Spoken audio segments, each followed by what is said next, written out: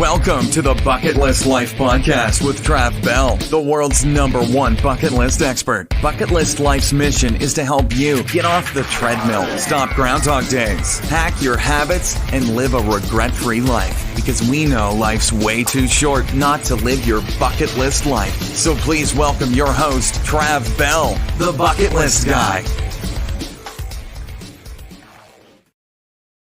Whoa, awesome. Hey, everybody. Welcome, bucket listers, to another episode of the Bucket List Life podcast. And we've got an amazing guest today.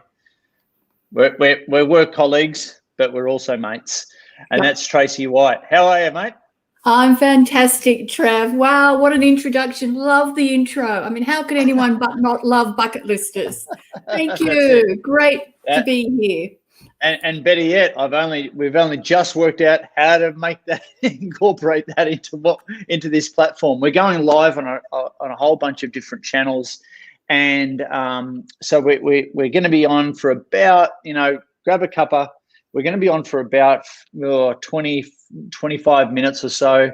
Now, because we are live too, we're all live on a bunch of Facebook and LinkedIn and Twitter even. So if you're in and you're watching this, feel free to interact. I'll send some questions over your way, guys, and you can just interact as we speak. And stoked to have you on as a guest, Tracee. Whereabouts in the world are you? Thank you, Trav, I'm actually in a very small rural town called Urunga, which in traditional Gumbaja language means long white sands. So if you can visualise east coast of Australia, living my bucket list life on a land of long white sands. Fantastic place to live. Now, when did we first meet? I know the answer, but when did we first meet? We met just over 18 months ago, Trav, on a stage. Yep, on a stage where you used to live, where you now live virtually on your stage. And you were delivering your fantastic presentation to a group of 500 students. And I had the pleasure of hosting you. And, I'll speak very freely here. You turned my bloody world upside down. That was in a good way. In a good way. All right, cool. Lucky you put that bit in at the end. Why were you there? What was that event? What was that group of people? Okay, so one of my roles that I've been doing for the last 3 years is I support a non-for-profit organisation based in the UK called Common Purpose. And in particular, I support their student experiences events. And it's about developing leadership and cultural intelligence for students, whether they're first-year uni students or all the way up to PhD and master level. So it's about cultural intelligence and well-being, and during your session about how to live your bucket list life. Yeah, I mean, cultural intelligence. How did that message, not how my message, but how does that message fit in with that group? Trav, I sat there and I watched the reaction from the group, and there was one student in particular that it resonated with extremely well. It was someone that was having a particularly hard time on the program just because they didn't feel comfortable. And during your presentation, you managed to convince that person to come up to you at the end of the session. And it was a very brave step for her to come and have a chat to you during the break and say, Trav, I need a bit of help. And that's right, I remember that. She came back to the program. And, she was a rock star from there on in. She just needed to resonate with somebody that could listen to her. You did that. And she was amazingly brave. So, bucket listing can touch you everywhere in your life. It's just mind-blowing. Yeah. So now you're one of our esteemed tribal members, one of our certified bucket list coaches now. And before that, what have you been doing? What's the overview of the CV there? Okay, very short overview of the CV is I basically spent 35 years of my life on what I call the corporate Ferris wheel, going round and round and round. Stepped off about 3.5 years ago. After having an amazing career with the one organisation, it was a Fortune 500 global organisation, got to travel the world, live my life, helping people, developing leadership programs, supporting all levels of the organisation from an HR perspective, and just became so obsessed, and I was obsessed with helping others and forgot about myself. And I think we'll touch on that a little bit more later on as we go into the interview. But yeah, look, had a mind-blowing career, went to some of the most amazing places in the world, Kazakhstan, the Maldives, all the sort of places you put on your bucket list of travel adventures. I think I've already ticked off a lot of them, but there's still some more on there to go. But yeah, basically a career of helping people. So what in a former life, let's say your incoming passenger card, what would you write on your incoming passenger card as your occupation then, and what about now? Okay, I used to put down VP talent management. Wow. Until one time going through Heathrow Airport, the customs officer said to me, "Oh, fantastic, you're here to record Britain's Got Talent." So I stopped using that incoming. No, not quite that. So now I actually put on my incoming card the word retireepreneur. There you go.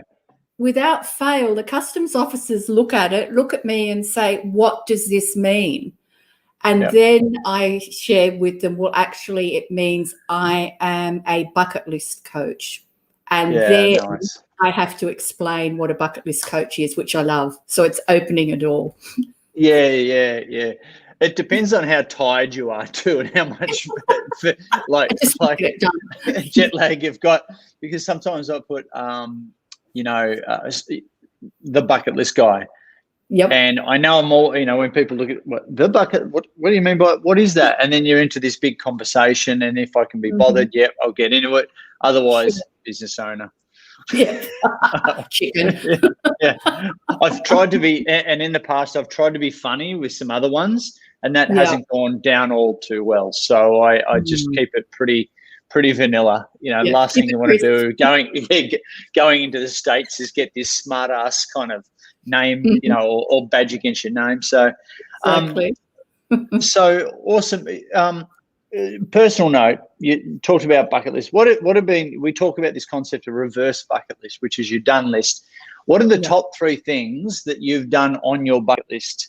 Before becoming a coach, or even during. But what are the top 3 things that you've done on your bucket list up until now? Top 3 that I've done on my bucket list. I'd have to say the number one would be just before the recession hit a few years ago. I was put in charge of a global leadership program to the value of US $5 million. So that sort of gives you the insight into the sort of capacity I had to develop leaders. And it was called the Gold Program. And we recruited 35 people from around the world to develop future leaders. And it was meant to be a 2-year program. The recession hit, and my CEO very politely said to me at the time, "Sorry, no longer a 24-month program, needs to be a 13 months, and they need to be out and leading." Oh, so, yeah, shit was right. Wow. Shit. and I don't make any bones about it. I'm just a very simple little lass from Australia that really hasn't had a great deal of formal education. It's just been the school of hard knocks and great opportunities.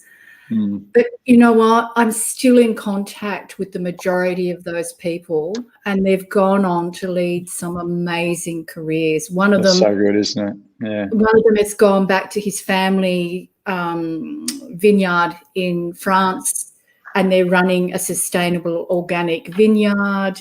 So the industry they started out in, they may have stepped out of, but they're still leaders, and they're leading in other areas. So I'm particularly proud of that one. My mum, she was a single mum, raised me all by herself. She had never travelled very much. When I first went to Dubai, I brought her over to Dubai for a trip, and as far as I'm going to get teary here, but I won't. And I took her to the Gold Souk in Dubai, and we both bought, and I meant to put it on, but I forgot. We both bought gold bracelets to keep us connected. Oh, awesome. Yeah, because awesome. she was back here and I was in Dubai. But Yeah. and then my third one, I would have to say I am absolutely petrified of heights.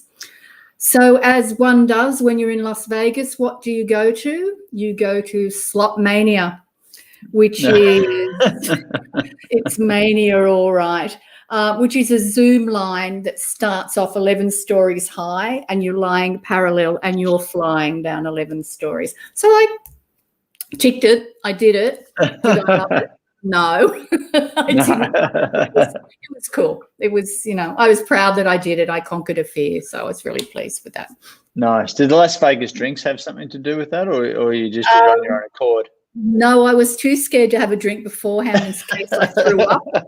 Fair enough. I didn't think it was fair to the tourists below. Yeah, not a good look. Not a good look. Not a good look. Oh, unreal. Hey, guys, if you're watching live on one of the social channels here, put in your top, top one reverse bucket list item if you've got one. So rather than just watch, participate, and just list a reverse bucket list item, one that you're really proud of. Time to brag. So brag away, and we'll put it up on the screen. Hey, what about future bucket list, Tracee? You've got, I know you've got some amazing stuff on there, and it's hard to decipher what are the top three, but we'll try and give it a crack. Okay, number one is definitely, and then you can relate to this one, Trav. As an only child, I don't know anything about my father or my father's side of the family. So the first thing I did when I wrote my first bucket list was to go out to Ancestry DNA and there it is. Do the kit. I did it about. Bring that up to the screen. Bring it up to the screen a bit more. I think it's a bit. There you go. Yeah. Oh, you got it. Excellent. Yep. Done that. Really interesting exercise. I think I must have been born by Immaculate Conception. I cannot find any links to my father. I'm just going down rabbit holes, but we'll keep tracing and try and find some link. But that's a big one for me. It's been a part of my life. Have you got your results back? Did you get your results back? Yeah, I got my results back. Yeah. And so you don't know where you're from? Well, I know where I'm from, mainly English and Irish background or heritage. I think all Aussies are from over there. It's no surprise. We're all convicts, let's face it. Anyone that tells you they're a free settler, I think they're fibbing. Yeah. So just to Marty, who's over in Florida, one of his reverse bucket list items. G'day, Marty. Met Sir Richard Branson. Yes, he did. I know the picture. And also he's backed it up with found my biological mum on Ancestry.com. And Marty's one of our certified bucket list coaches over there in the US, a lawyer by trade. And I remember, this particular, it was really Marty that inspired me to do mine, and then I got talking to you guys, and here we are. We should be getting commission, I think, from Ancestry.com, I think. Absolutely. Cool. Very good. So what's the makeup? Because I got my results the last week or the week before. Yeah. And what's your makeup, like percentage wise? Any surprises? No, very boring. Very boring. Just I think from memory it's about 60% UK British based, and the rest is Irish with a bit of Scottish thrown in. But it's interesting because I'd always been led to believe I had some American heritage in my background, but it hasn't come through. So whether it was an old wives' tale, something my grandmother might have told me, I don't know. I was convinced I was convinced I was a Viking, but none of that happened. So anyway, hey, look, we got who's this Facebook user? Or hashtag awesome trip down the bottom. Hey, Tracee and Travis, one of my favorite bucket list items was similar to yours, and it was did Vegas. My husband and I flew to LA one day. We spent in LA, then drove to Vegas for 5 nights. Oh, you'd know. Fantastic. That'd be a tough one to back up. Absolutely awesome. So we've done Ancestry, DNA. What are the other two future bucket list items? Okay. If you want the proof, I can't quite show you it at the moment, but you will see the evidence because it'll be up on all my socials. It's my birthday month next month, and I have booked in to do a tandem skydive. Ooh, which look fits out. in with my fear of heights again. I'm going to conquer them. So what is Tracee? When you tell that to people? Yep. And they say, you're too old for that nonsense. What do you say? I just laugh. I mean, as you can gather, I've got a wicked sense of humour and I'm all about having fun. Now, would I call tandem skydiving fun? No, I wouldn't. It will scare the crap out of me. Again, I won't be having a drink before it. I'll be having a drink after it. Look, I would say to people, I know this is a Nike, but I'll put another letter in there, JFDI. It's like using, a drug. It's a drug of joy. You record these things from your heart and your mind. Yeah. You do them and you're just on a high and you're then going, what's next? What can I do again? Now, that's a big ticket item and not everybody can afford to do big ticket items, but I've done some really small things like a local vineyard they were harvesting their crop last weekend and it was on my bucket list to go and harvest a crop of grapes. So I did, had a ball. Didn't cost me anything, but I'll be drinking the produce in about 12 months' time. So, Love it. Love it. Cool. Given your background in leadership, consulting, HR, why did you become a certified bucket list coach? I'm really interested to get into this and also the impact that what we do has on companies and more importantly their people. But why did you become a bucket list coach? Okay, so as I mentioned previously when we first met, I was sitting up on that stage, feeling very confident. The program was going extremely well. I had this fantastic keynote speaker that was rocking the room. And I had a light bulb moment where I thought, I'm not happy. I don't feel the joy in life that I should be feeling. I mean, I'm sitting here, I've got a little black book of some amazing contacts, but that's not what life's all about. So when I stepped away and I mentioned to you I'd be interested in talking more about becoming a certified bucket list coach, I think I signed up within, a week, 2 weeks, right through the training and just found my whole life turned around within a period of a month because I had stepped off that corporate Ferris wheel.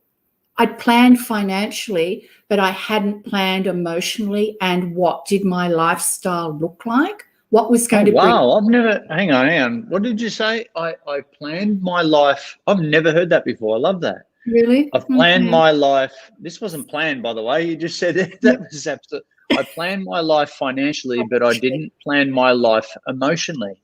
Yeah. God, I was miserable. That's a quotable quote. Yeah. That's very guru-like. I love that. Yeah, I mean, you know the buzz of waking up every morning and you look at your phone of choice and your emails are pinging and your social media and it's a form of self-love. Somebody loves me, somebody's contacting me. I stepped away from that and nothing was happening, and that affected me in a really deep way. And to be fair to my husband, who's been absolutely amazing throughout my entire career, he's always supported me. He actually said to me when I came back from Melbourne after meeting you, he said, my God, you look different. What's happened? And I told him, and the first thing he said to me was, you've got to get into this bucket listing. He said, it's made a hell of a difference to you in a period of a week. And that's I don't BS. Yeah, so, no, I know you don't. It's very, very straight up. Why do you love being a bucket list coach now? Oh gosh, Trav. I can use all the cliches. I can use all the cliches. Just use your own talk from your heart. All right, talking from my heart, it gives me connectivity to help people to be themselves, and using our bucket listing expression to design their life and not live it by default, because that's what I was doing. I was in complete default mode. It was deliver this program, contact this person, do the now I jump out of bed, I want to do this. I was wrapped. We were doing this call today. Everything's on a high. But to be practical as a certified bucket list coach, I think it's also very important with certainly the clients I've worked with to do the follow-up with them to make sure that they keep 100%. The process going. Yeah, because you can do stuff with people, and a lot of people out there would be thinking, why do I even need a bucket list coach? Why do I even need a coach, let alone a bucket list coach? Yeah. And it's simply because a lot of you need accountability. I mean, I was in the personal, what I want to get across is I was in the personal fitness training industry, personal fitness trainer for 20 plus years, and had a team all around Australia. It's like, well, it's weird, isn't it? Because most people know how to lose weight and tone up. Yeah. They know to eat less and eat good food and do more exercise. Yes. Yet, I mean, that's the logic, isn't it? If there's some miracle thing out there that I do not know, I was in the industry for quite a time, but people still don't do it. No. So people need that level of accountability, right? And they need that in their life. We're not life coaches, but this is kind of like a life coaching framework, wouldn't you say? And at the end of the day, have you found that people, rather than do a one-hit wonder kind of, and the crappy thing about coming to seminars is people leave 8 foot and bulletproof and like, I walked on fire, I did I punched the board and I broke the but it doesn't last. You need some hand holding, don't you? Exactly. Yeah. The rubber's got to hit the road. And I actually think, I've got a client in Canada that just before Christmas, I ran some lunch and learn workshops around bucket list boards for 17 of their employees. And it was just what they needed, because their whole life for the past 3 months had been living as Zoom zombies. Every time they came online, it was work related. So we took them out of that zone, and we just had so much fun. And so good to hear. It's, it's so powerful. It really is. And I'm just about to do a post-program follow-up with them, and I cannot wait to hear what they've done, because I know they've done some amazing things, and, awesome. Ranging from jumping and flying and doing and contacting, and, it's, how could you help not love being a bucket lister and living a bucket list life, Trav? I mean, I just don't get it. Why didn't I discover this years ago? Because it wasn't invented years ago. I had to go out and invent it first. You know what? The coolest thing about this transition and in a way passing the baton on to you guys is the fact that this kind of feedback I've been receiving as the bucket list guy for the last 10 years. Yeah. And you'll get, the more and more people that you go out there and help, and as you're starting to see, there's more and more of a wave coming your way of positive reinforcement, of amazing feedback, testimonials, and this sort of thing. And you've got already a good suite of them.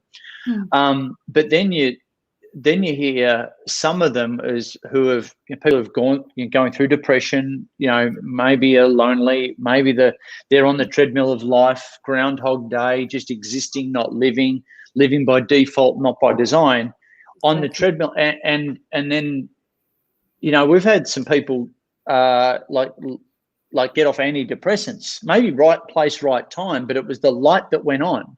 Yeah. And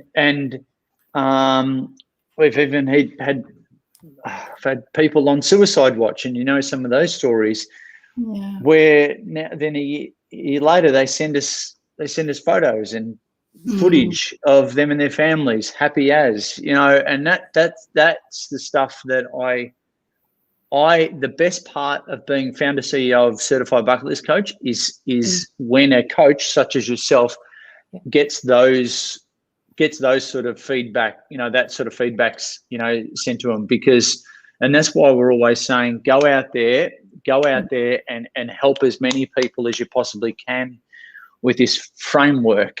I love, just to add to this great insight, Tracee, didn't plan to life emotionally, from Facebook user. And there's another one here from, Leanne, a fellow certified bucket list coach. Best job in the world. It certainly is, Leanne. Thanks a lot. Look, cool. So have you got any other examples of I know you got the company in Canada. Have you got any other examples, small or big, doesn't matter, of where you've, got some great results, really help people turn the light on, if so to speak? Sure. I've got a very dear friend who was the first person that attended a bucket list board workshop with me. Yep. And she made an undertaking through her bucket list board to take on, you're probably familiar with this, a Cert 4 study, which is a training qualification to become a certified trainer. It's a program that is as dry as, it's been rewritten 1,000 times as long as I've been in the industry, and it's still as boring as. And she undertook it. She's actually a lifeline worker and supervisor. So she's dealing with some pretty heavy things. Yeah. But through the bucket list board workshop, she's decided she wants to get her Cert 4, and then she will be able to do some more work within Lifeline.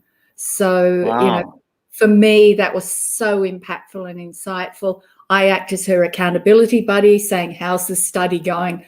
And she goes, what have you done to me? As long as people keep saying, what have you done to me? I know it's working and we're going to achieve the results. So, a small thing, but in her world, that's a huge undertaking. It really is. Yeah, it's also, it's really not about, I guess the common misconception about what we do is it's really not about the actual bucket list item itself. And, the classics, a lot of people think of bucket list as the travel adventures that we do around the world. And that takes a lot of time and money to put together. And it's actually a big reason why a lot of people don't even write bucket lists, because they don't want to disappoint themselves. When they think it's about travel, I haven't got the time and money, well, why even write it down? Why even make it a conscious process? But it's really not just about travel. There's a whole bunch of other, things to go after. I'm doing 5 things at the moment, but it's not just about the tick as well. It's really about, or the check box, the ticking it off. It's really about how a person reverse engineers every aspect of their life and how it has a ripple effect into every aspect of their life. And it's more about the person, the growth of the person, that journey towards these self-imposed destinations. Absolutely. Right? And more importantly, and this is what, gets us out of bed in the morning, it's about the person that exists on the other side, the person that we do not know yet, and that's called our potential. Yeah. You've heard me say it a million times. People are dying at 40 and being buried at 80. Yeah. They get on the treadmill of life, and something has to change, right? Something has to change that narrative, because the statistics around depression, anxiety, now we've got this thing called the loneliness epidemic, which is the adverse effect of social media. We've got, the overprescription of antidepressants, suicides, youth suicide. You chuck COVID in amongst all that. Yeah, it's not good. It's not so good. So I'm stoked that we're doing this together, Tracee, and with all the other bucket list coaches, that we're out there doing our bit, in small workshops, big ones, for multinationals, everyone in between. Sometimes it's like throwing proverbial at the wall and see how it sticks. But the people that need to hear it and need to hear it at that point in time, that's where you get massive breakthroughs, right? And we're kind of like a compass for a lot of people. I was hoping you would talk about the compass. Do you know what? We've had to pivot from the compass. A compass traditionally is quite slow and steady. Yes. The analogy I'm starting to use now is we need to be more like a GPS. Right. There we go.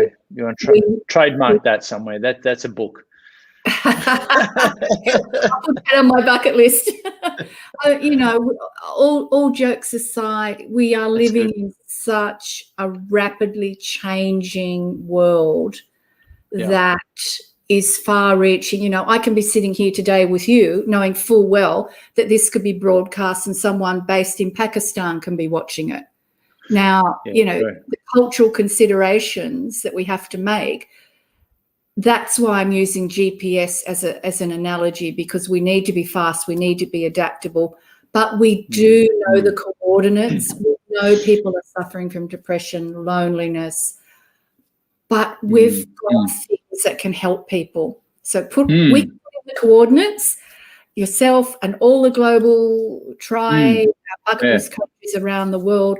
We just need to plug in those coordinates and get everybody moving. It's kind of funny, isn't it? Because as you know, we've got coaches in a whole bunch of other countries other than Australia, and we've even got bucket list coaches in some countries where if you actually translate the word bucket list, it makes no sense at all. But people understand it. I've just finished a program where we had representatives within a company from 17 different countries tune in, and all speaking all sorts of different language. Thank God they spoke to some degree English. I'm Australian. I barely speak English myself, but at the end of the day, they all got the philosophy, and that's the most important thing. We're not life coaching as such, because that gets met with skepticism, but it is definitely a life coaching framework. And we say, we quote all the time, a bucket list is a tangible life plan where our career plan or our business plan needs to fit into our life plan and not be the other way around, right? I bet you've said that to me and people 1,000 times. and I also use the reference, life is about collecting moments, not necessarily things. And that fits really well with our bucket list blueprint. I thought you were about to say life is like a box of chocolates, but I think that's probably been trademarked by Forrest Gump. I think so. What would you say? What would you say something unique? What's something unique about what we do? Our delivery, or the philosophy of the programs. What's something that unique from your point of view? Because I've got definitely my own, and everyone's got different ones, but I want to hear yours. Okay, so I've probably had exposure to some amazing programs, throughout my career, ranging from Harvard, London Business School, top shelf stuff, Cranfield, really so good. Cool stuff. You know what? If I had this framework way back when, that's what I would have based all my leadership programs on throughout the whole of an organization, from every level, because it anchors you in who you are and enables the people that you're working with, your co-workers, to understand you from a different perspective. You can go off and do all these psych tests and all that fun stuff that, if people were honest, they really don't understand. This is life. This is tangible. We keep saying this. It's tangible. We can touch it. We can feel it. We think it. It's in our heart, and we action it. What more could you ask for from a leader that's developing you to become a leader for today and for the future? So I think, what we do, we have an amazing framework. The My Bucket List Blueprint gives us that framework. And then we have the advantage of being ourselves. I mean, Trav, you're not producing a cookie cutter, I need to be a bucket list guy person, I have to be like you, Trav. We're all... Oh, God, no. One's enough. We're not allowed to say that. We can be ourselves. We bring our own personality, our own experience, and our own life experiences to it. So it's unique. Yeah. It's really unique. Wow. I love asking that question to coaches. Is everyone's got a very unique answer. And so, what do you think the benefits of the programs are for anyone watching out there? Company or person. Sure. I honestly believe one of the biggest benefits is the fact that, you get to take time out of your life to start thinking about you, as, you know, the example I gave of my own life experience. You know, turn off everything around you, spend time on you. It's okay to use that word, this is me, this is I am, it's about you. I mean, traditionally, particularly in English upbringing backgrounds, we don't like talking about ourselves and using the word I. Forget that. It's okay to say, I am going to do this and I am going to do that. And you will do it because you're going to put it on your bucket list blueprint. I think it also opens up opportunities for families to understand each other a little bit better. And particularly with Valentine's Day coming up on this Sunday, I think if anyone is in a partnership, this is a great opportunity to have a bucket list board workshop to... Is it this weekend? It's this Sunday. Tracee will thank you for reminding you. Thanks for reminding me. No charge for that one, Trav. Yeah, thanks for the tip. Oh. I mean, I'm actually putting a challenge out there. If there's anyone out there that's thinking of proposing to their partner on Valentine's Day, what better way to do it than through a bucket list board workshop? Yeah, get them to do together. Yeah, awesome. Exactly. Yeah, that would be super cool. So I believe it helps people to understand each other, and I know it helps people to have that drive and that buzz and that fun aspect to come back into their life, because there are so many out there that don't have it. Yeah, so if you're engaged in your bucket list, if you're engaged in your life plan, you'll be engaged in, say, your business plan or your career plan. You know, it has a direct kind of waterfall domino effect, doesn't it? Absolutely. So doing this, say, within a business, right, you got a team of, say, 15 people, which is kind of typical group size for most trainings that you do in-house. That 15 people do this together.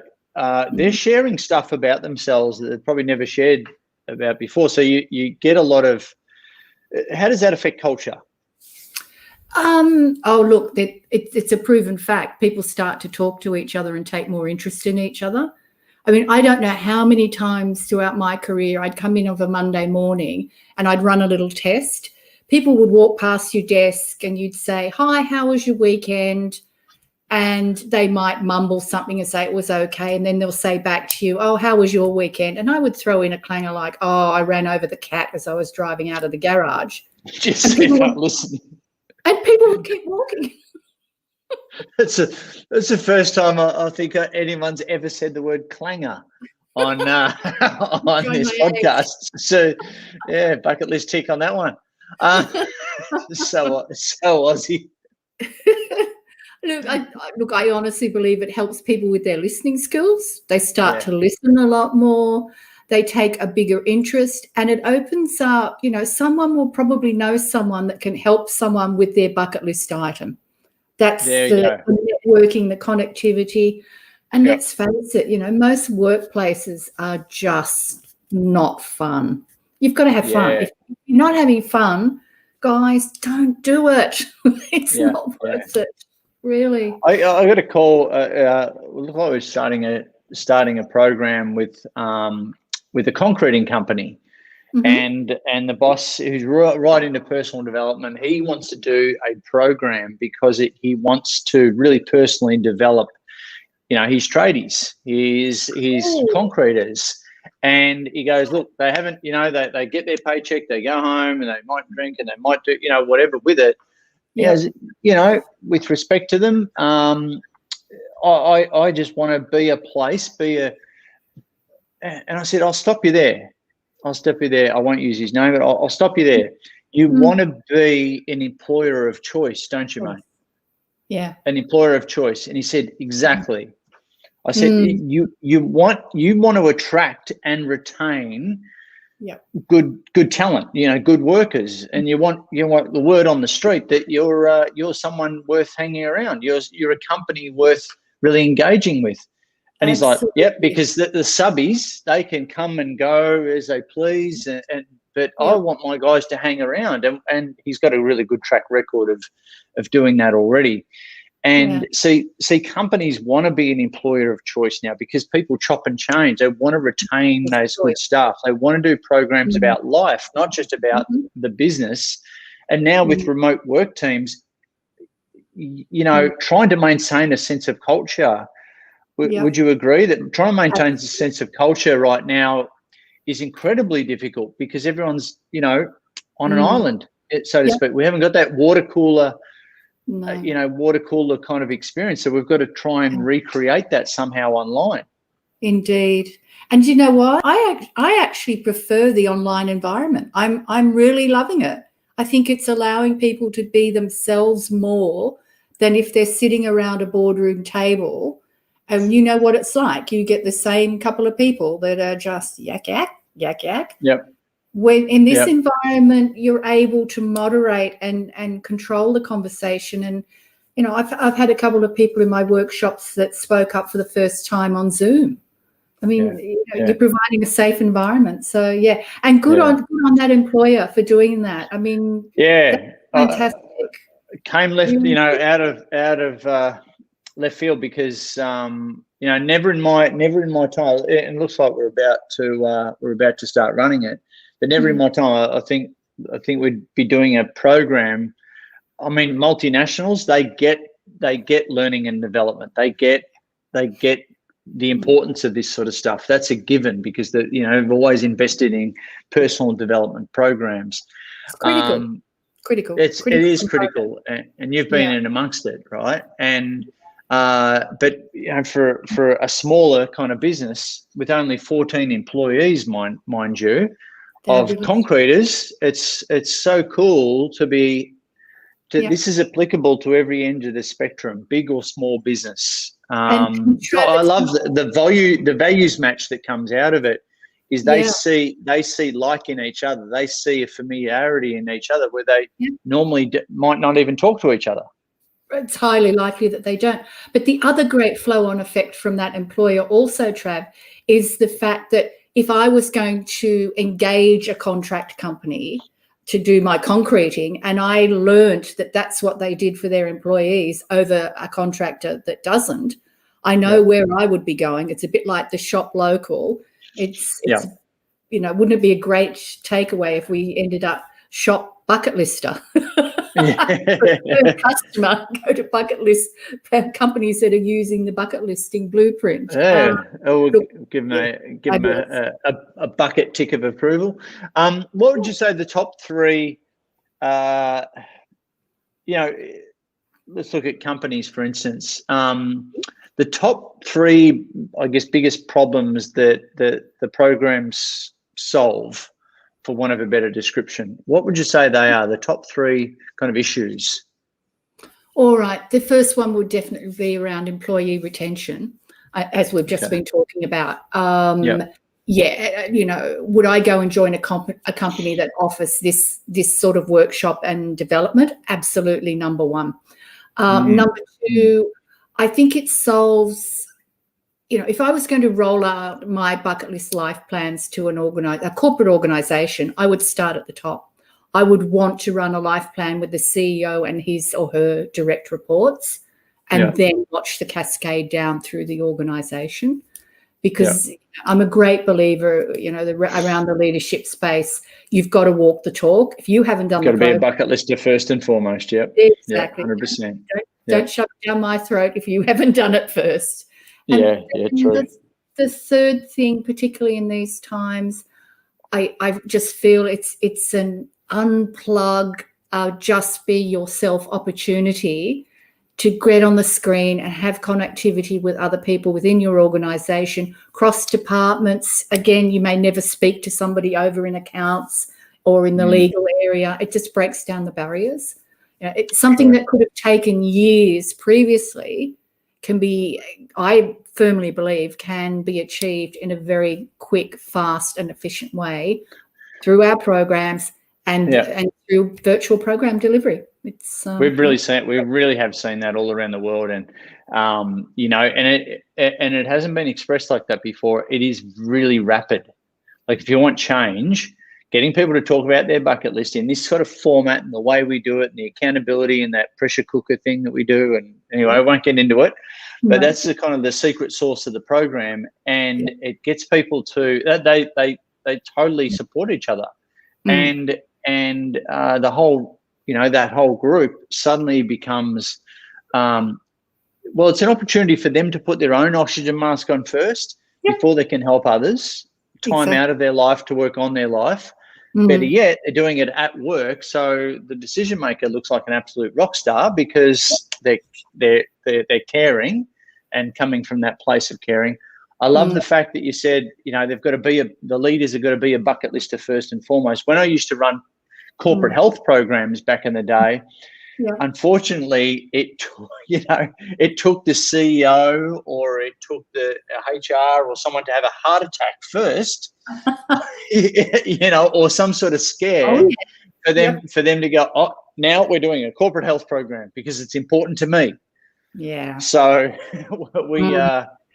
it's really interesting how that leadership discussion goes. But look, I know you're busy. You've got lots of stuff to do today. I just want to ask you a question that I ask every guest, coach or not coach or whoever, is imagine a stadium full of people, right?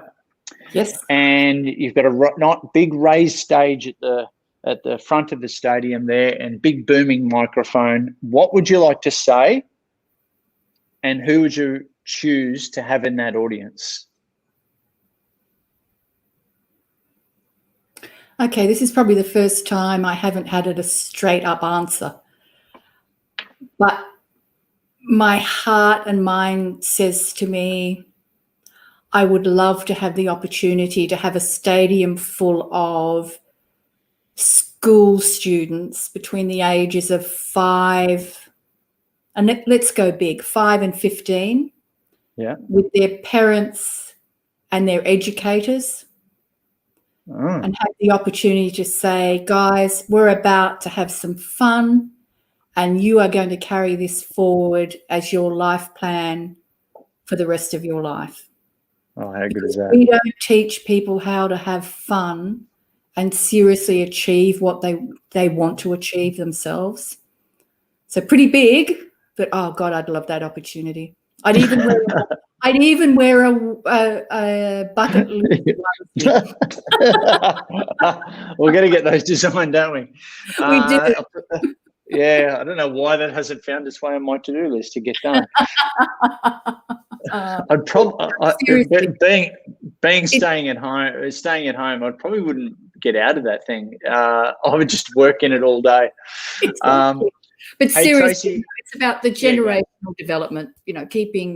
Developing future generations that do things differently. Yeah, because we have done so many things wrong. Yeah. No, I love that. Do we have to realize that things are bad to do something that's good for ourselves? Do we have to have pain first before we can, do such a program, or not? I'm going to say yes, and then I'm going to say no. Right. I say yes because I personally have my biggest learnings from life and takeaways from going into the pain stage first. Yeah. But then I will say no because life is full of so many fantastic opportunities and we just grab them. Once I finish this call today, I'm going to jump on to my socials and start going, hey guys, it's, I'm here. Yeah. So this could be the icing on the cake for some. You don't have to have gone through a lot of pain, whether it be personally or within your business, to realise that this is a good thing. So unreal, Tracee. Now I've got your website up here. I'm assuming that is right. If people want to connect with you, how else can people connect with you? Sure. Probably the best way and the quickest way and the most responsive way that I have, because I'm such an old troglodyte, is on my Instagram, which is at bucketlistcoach.tracee, Tracee White. Yeah. And DM, and I'll respond really quickly. She's even got the D. She doesn't even say direct message anymore. I know. This time last year, Trav, if you remember, I was petrified about doing podcasting and doing a live view on Facebook. Yeah. Thank you, mate. You gave me the kick up the rear end, and I'm loving it. This is just. And now we cannot stop you. Oh my! We got someone.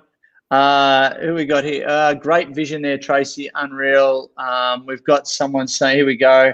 Just before we sign off, I love this, Trav and Tracee. Very interesting, starting from the top, breaking barriers all round. I can feel how Bucket List will be helping, growing, and changing people's lives, starting with us coaches.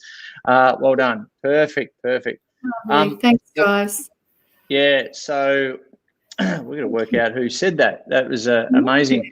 So Instagram on the DMs, the way you're talking, you're probably on TikTok and Twitch and all these. No, not TikTok or Twitch, but come on. I'm on, what's this new one? Clubhouse. Love it. Clubhouse it's good, isn't it? So my challenge to Trev is Trev and I are going to have a room. We're going to open up a room. That sounds sus. You on? That sounds sus. Yeah, I'm on. Yeah, it does sound sus. Yeah. All right. No, we're going to do that. We'll create a Bucket Listers room and get everyone on there. But Tracee, thanks heaps, Marty. Great to also have you on, flying the flag over there in Florida for us, mate, and doing a fantastic job. Hey, look, Tracee, thanks so much for being on the Bucket List Life podcast. Get in contact with Tracee. What you see is what you get. Absolute heart for helping people, and such a big background in this leadership HR space. Way more than me, and that's why I'm stoked to have you on as part of our certified Bucket List Coach tribe. And thanks a lot for being on the show once again, Tracee. Welcome. Thank you so much, Trav. It's been a real hoot. I've really enjoyed it, and I'm glad to see that some people have tuned in and have got some value out of it. So thank you. Awesome. It's always fun. Awesome. Great to catch up. Take care, everyone. All right. See ya. Bye. Bye. Thanks so much for listening to the Bucket List Life podcast with the world's #1 bucket list expert, Trav Bell. For more great content, go to www.thebucketlistguy.com. We'll see you next time.